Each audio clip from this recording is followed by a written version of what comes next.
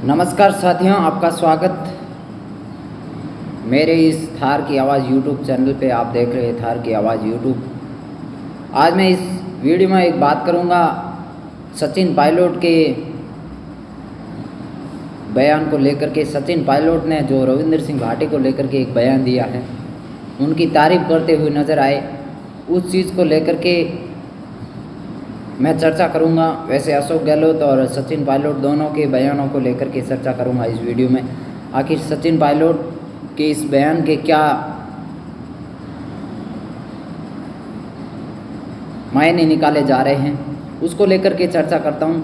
वैसे सचिन पायलट ने कांग्रेस पार्टी को लेकर के भी तंज कसा है। उन्होंने अपने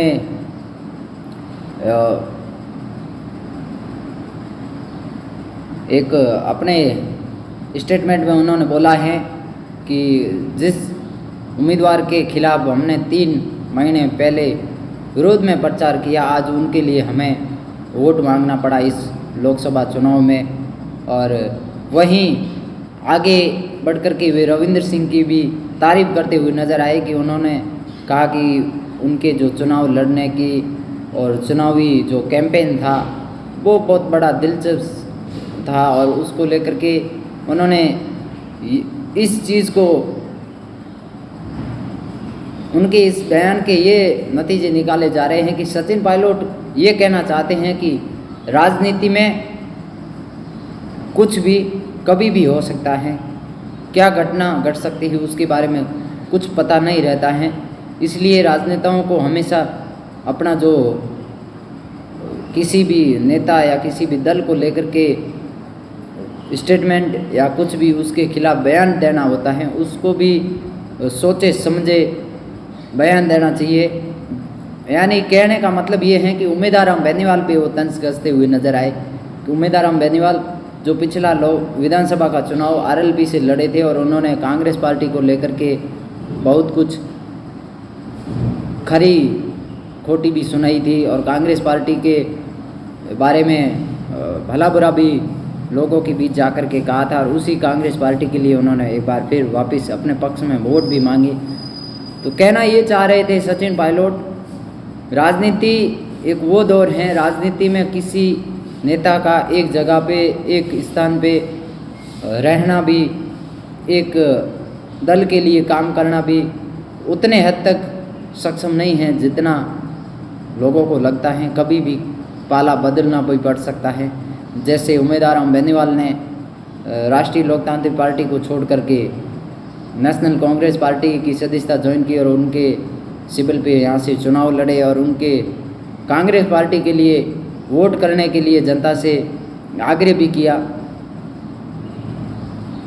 ये जो सचिन पायलट ने रविंद्र सिंह भाटी की तारीफ की है, जिससे मायने ये निकाले जा रहे हैं उस चर्चा के, उस बयान के, सचिन पायलट खुद कांग्रेस में उनको जो उपलब्धि, जो उनको कांग्रेस पार्टी से नेतृत्व जिम्मेवारी मिलनी चाहिए वो नहीं मिल पा रही है।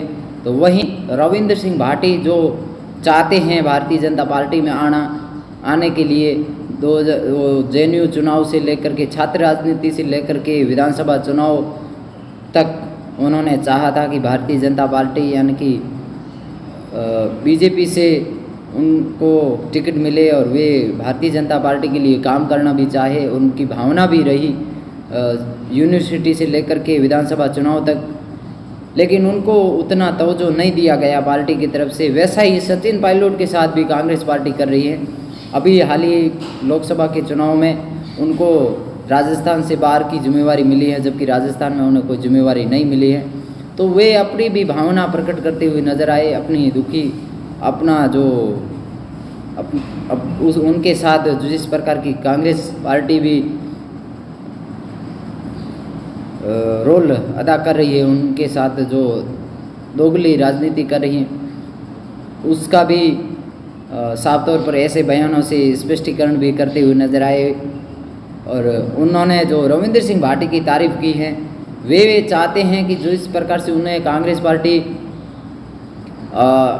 उतना महत्व नहीं दे पाई, तो उनका भी तीसरे संगठन के बारे में भी कोई विचार आते होंगे। कि वैसे बता देता हूँ, राष्ट्रीय लोकतांत्रिक पार्टी जो यहाँ से तीसरा दल था राजस्थान में, और उनका अस्तित्व भी पिछले विधानसभा में हमने देखा कि ख़त्म होता हुआ नज़र आया। उनका अस्तित्व जितना पहले चुनाव में था उतना अस्तित्व इस चुनाव में नहीं देखा गया, और एक विधानसभा सीट जीतने में सक्षम रहे। और उनके जितने भी कांग्रेस आरएलपी के जितने आरएलपी के जितने समर्थक थे, वे लोग भारतीय जनता पार्टी और कांग्रेस में जाते हुए भी दिखे, और आरएलपी का यहाँ से अस्तित्व गिरता हुआ नज़र आया। तो वे भी चाहते हैं कि तीसरा संगठन किस प्रकार से तैयार किया जाए। वे चाहते हैं कि उनके साथ रविंद्र सिंह भाटी का जुड़ाव हो, और वो जाकर के आगे तीसरा दल कोई संगठन ऐसा बनाए जो भारतीय जनता पार्टी और कांग्रेस पार्टी को भी चुनौती दे सके, और वे उनके साथ ऐसे नेतृत्व भी हो, लोकप्रिय नेतृत्व जिसके बलबूते वे संपूर्ण राजस्थान में अपना भाग्य आजमा सके और दोनों दलों को चुनौती भी दे सके। यानी कि जो ये स्टेटमेंट था, इसका कुछ मायने राजनीतिक सलाहकारों की माने तो राजनीतिक सलाहकारों की माने तो इस बयान का मायना ये निकाला जा रहा है कि सचिन पायलट खुद कांग्रेस पार्टी से भी नाखुश है। जिस प्रकार से कांग्रेस पार्टी में दो गुट की राजनीति चल रही है, अशोक गहलोत गुट और सचिन पायलट गुट।